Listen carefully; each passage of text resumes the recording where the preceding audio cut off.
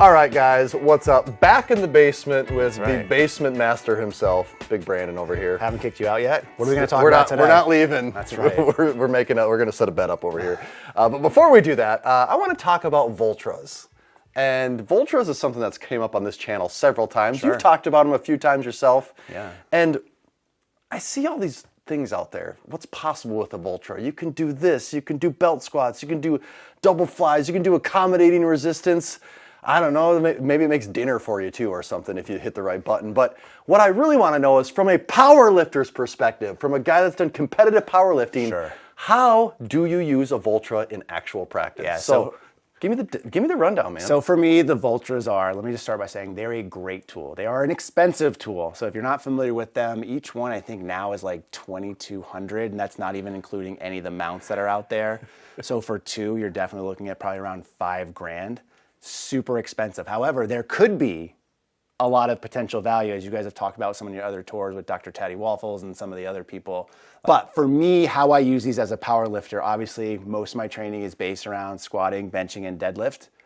These are not the most ideal for that. Now, true, there are things like bands and chains modes in there, which I've actually played around with some of my Pro Lock collars and hooking it up to a barbell. It does not work super well. What these come into, though, is a lot of the accessory movement. So for me, when I'm done benching or squatting and deadlifting sometimes all on the same day, like I don't want to set up a bunch of other stuff. Like I want to get, what are my accessories? I want to get out of here. So being able to use something that's super versatile and is just easily slid up and down, or it can be dual function like a functional trainer. It takes up a super small footprint is what's ideal. So for me, these are typically just like bicep, tricep, shoulder machines. That's all they are. So not a ton of use in terms of a lot of the features they have. What I will say is I use a lot the eccentric mode on there. So like if you're doing like something like a tricep push down, you could put like 50 pounds on there, and then you can have the negative be like 75 or 80 where it makes you control it. Mm-hmm. So I feel like that it's probably more hypertrophy style based training, but I feel like I'm getting a lot more work done than I'm just using the cable machine or something like that with a barbell. All right, so with that being said then, how many days a week do you train typically? 4 days a week. 4 days a week. Do these get used every training session? These will get used every training session by me and my wife. However, it's usually only for 1 or 2 exercises per session. So it's an accessory after a primary movement typically for you? So like a typical day for me will be come down, let's say I'll start with squats. I'll do squats. I'll do a leg accessory, which will not be Voltra based. I'll probably do a benching movement. And then I'll do something for like shoulders or biceps or triceps, which will be done on this. Okay, so they do live on your rack then? Do they come off? They do come off occasionally just because there's different mounting methods for them. So like I hook this up to my leg curl and leg extension machine, which you guys will see on the Massenomics tour of the basement barbell gym. And there's some cool things you can do because of the internals in here. It's like the actual technology of it, like I said, with like the eccentric mode, or there's reverse chains, reverse bands. There's a built-in actual like speedometer, velocity tracker in here, I should say. So you can get a lot of information. But a lot of that doesn't get used necessarily. Mm-hmm. But it does offer some features that like a traditional cable column might not. So for instance, on that one right here, the Prime unit, it has a 350-pound stack, but the adjustable cable column on it is a 2-to-1 ratio, so it's only 175 pounds max. That Voltra, which is nowhere as near as big as this and takes up as much space, goes up to 200 pounds right now. And they've actually been playing with upping that to 250. Oh, don't tell anybody. Okay. But it's more, I find that I use my Voltra more than I would use this. All right. In a lot of cases for accessory type movements. Now, obviously, you have stuff like a lat pull down. This is more ideal because I don't have to do as much setup as I would on the Voltra. Okay, so lat pull downs are still happening here. Yep. So if we go back here, though, I want to hear, you'd mentioned triceps being, like a tricep push down being one. What are some of your other favorite movements on here? If you had to pick your top 3, 4, 5, something like that, what are you going to? Yeah, so again, they're all going to be based around bicep, triceps, or shoulders. What I will say, just to get it out here, like, I think the value for a single Voltra, that's a really compelling story that you can tell. Adding a second one in, it's a lot harder sell because the amount of movements that I do with both of them are extremely limited. I might do like a dual bicep type curl, like put them low and go high. Yeah. I might do a fly. It's a little bit narrow. You could still make it work. You could also put on like safety spotter arms at the side to widen it.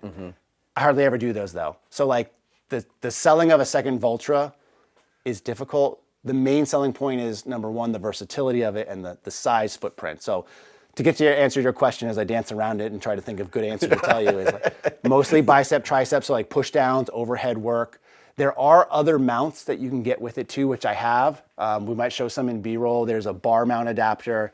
There's a strap adapter you can see. There's actually a rotator adapter that will move this up and down or side to side, which I don't end up using because it just adds a lot more bulk.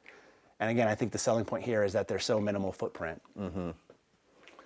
Okay, well, and you said you've had these almost 2 years now, right? 2 years. And they have released a lot of updates? Like there has been changes to how those have worked over time? One of the great things about them is like I see people hesitant to buy them for a couple of reasons. Number one, the price is so expensive, right? Number two, most people haven't actually used them.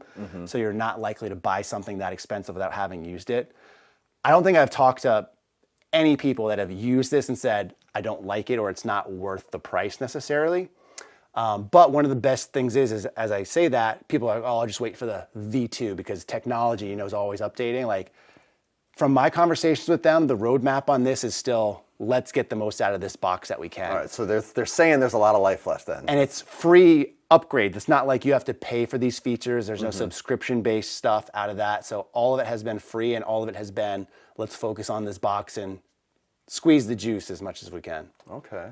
So I guess in conclusion, from a powerlifter standpoint, in a home gym, maybe? Yeah. So I think regardless of powerlifter or not, I think in a home gym, these have a space if you're extremely limited with what you want to put in your gym, meaning you don't want to put a full cable column up here, and you want some of the tech features. If you're the type to upgrade your phone every year, if you're the type that wants the cutting edge technology in your car, vehicle, or in your life, these are more in line with that.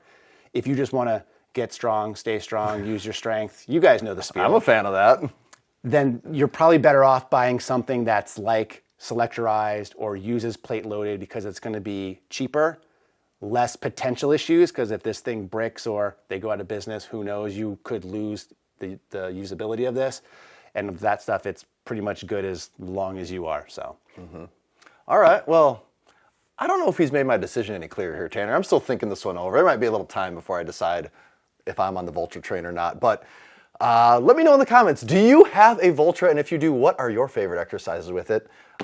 Brandon, thanks for having us. yeah. And if you guys leave and there's one missing because I said I don't use the other one, I know that I'll need to make a trip to South got a Dakota. Vultra in your pants? Are you happy to nothing to see here. Make sure you're following everything Massenomics, Instagram, YouTube, website, all that stuff. Follow Brandon. Just look him up online. You'll find him. Thanks for watching, guys, and we will see you next time.